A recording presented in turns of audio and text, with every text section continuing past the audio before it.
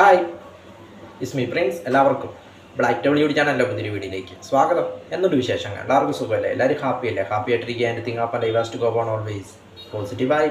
അപ്പോൾ നമ്മളൊന്ന് നോക്കുന്നത് കുളു സ്പെഷ്യാലിറ്റീസ്, കുളുവിൻ്റെ പ്രത്യേകതകൾ. അപ്പോൾ അതിനെക്കുറിച്ചാണ് നമ്മളിന്ന് നോക്കുന്നത്.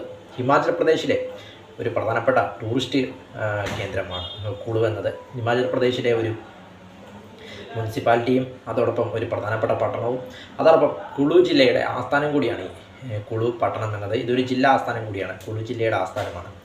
ഇത് സമുദ്രനിരപ്പിൽ നിന്നും ഏകദേശം 2768 മീറ്റർ ഉയരത്തിലാണ് ഇത് സ്ഥിതി ചെയ്യുന്നത്.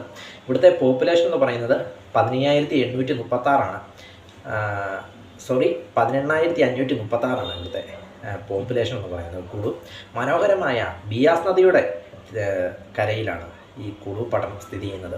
അതും സഞ്ചാരികളെ വളരെയധികം ആകർഷിക്കുന്ന ഒരു ഘടകങ്ങളിലൊന്നാണ് ബിയാസ് നദിയുടെ സാമീപ്യം എന്ന് പറയുന്നത്. പൈൻ മരങ്ങൾ, ദേവദാരു മരങ്ങൾ, അതോടൊപ്പം ആപ്പിൾ തോട്ടങ്ങൾ, അതോടൊപ്പം നിരവധി കുന്നുകൾ, നിരവധി ക്ഷേത്രങ്ങൾ എന്നിവയാൽ സമ്പന്നമാണ് ഈ കുളു പട്ടണം എന്നത്. മനോഹരമായ പ്രകൃതി വിസ്മയങ്ങൾ കൊണ്ട് വളരെയധികം വിനോദസഞ്ചാരികളെ ഇവിടേക്ക് ആകർഷിക്കുന്ന സ്ഥലങ്ങളിലൊന്നാണ് കുളു എന്നത്.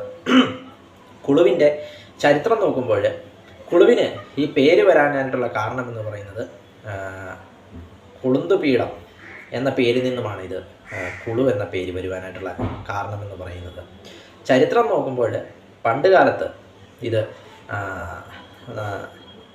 നന്ദ സാമ്രാജ്യം, അതിനുശേഷം മൗര്യ സാമ്രാജ്യം, അതിനുശേഷം ഗുപ്ത സാമ്രാജ്യം എന്നിങ്ങനെ സാമ്രാജ്യങ്ങളെല്ലാം ഭരിച്ചിരുന്നു.